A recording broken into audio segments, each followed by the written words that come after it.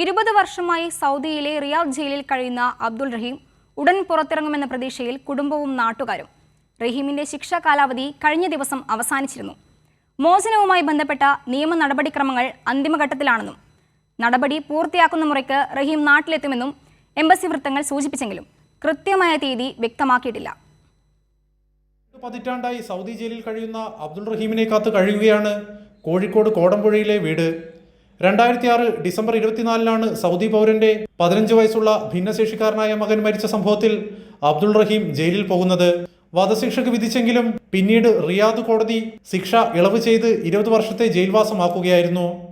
ഈ ശിക്ഷാ കാലാവധിയാണ് കഴിഞ്ഞ ദിവസം പൂർത്തിയായത്. 34 കോടി രൂപയാണ് ലോക മലയാളികളുടെ കാരുണ്യം കൊണ്ട് പിരിച്ച് മോചനദ്രവ്യമായി നൽകിയത്.